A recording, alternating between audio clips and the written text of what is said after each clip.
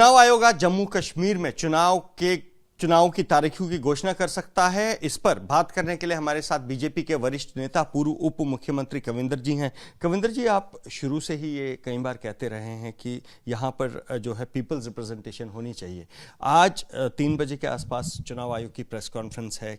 कहा यह जा रहा है कि जम्मू कश्मीर में भी चुनाव की तारीखों का ऐलान हो सकता है। देखिए, मैं पूर्ण विश्वास है कि जिस हिसाब से हाल ही में इलेक्शन कमीशन ऑफ इंडिया की टीम जम्मू कश्मीर का दौरा करके गई है और सभी का जायजा लगाई है, एक पॉजिटिव साइन उन्होंने पहले भी दिया था।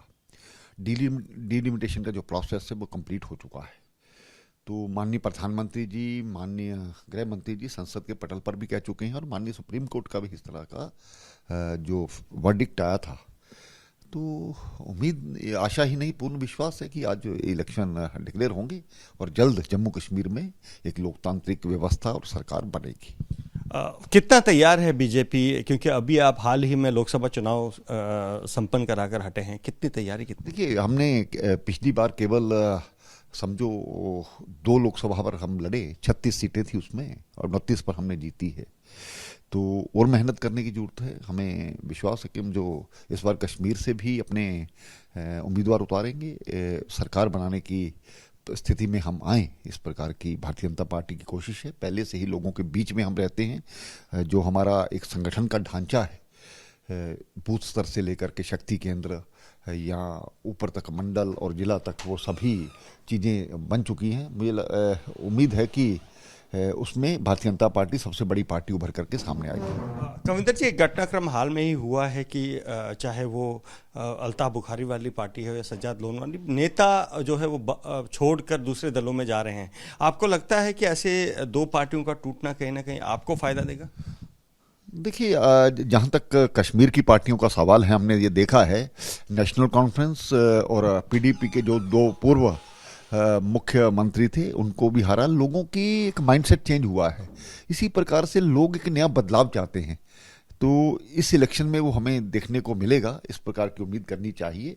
और जो नेता है या पहले से ही चुनाव लड़ चुके हैं, एमएलए रह चुके हैं, वो कुछ असमंजस की स्थिति में है। जिस प्रकार का सारा वातावरण बना है कि नया मुझे लगता है कि समीकरण यहाँ पर बनेंगे। एक आखिरी सवाल कविंदर जी, 370 हटने के बाद ये पहला चुनाव होगा, तो 370 बहुत बड़ा मुद्दा रहेगा बीजेपी के लिए भी? देखिए, बिल्कुल। उसके बाद बहुत सा बदलाव आया है। पत्थरबाजी, आतंकवाद, अलगाववाद, भ्रष्टाचार, परिवारवाद, इनसे सबसे निजात मिली है। पाकिस्तान के झंडों से निजात मिली है। रोजमर्रा के कैलेंडरों से हमें निजात मिली है। तो टेररिज्म नहीं, अब टूरिज्म पर लोग भरोसा करने लगे हैं। 2 करोड़ की यहाँ पर टूरिस्ट का आना अपने आप में एक महत्व रखता है।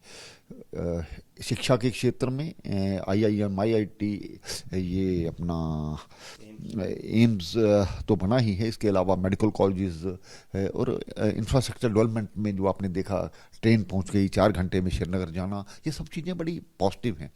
तो मुझे लगता है कि भारतीय जनता पार्टी जल्द ही इन सभी विषयों को लेकर के चुनाव में उतरेगी और जीतेगी। तैयारियां पूरी हैं और हम चुनाव में उतरेंगे और जीतेंगे, ये दावा कर रहे हैं बीजेपी के वरिष्ठ नेता और पूर्व उप मुख्यमंत्री कविंदर गुप्ता। कैमरा पर्सन मोहन चौधरी के साथ अजय वासलवी, न्यूज़ जम्मू।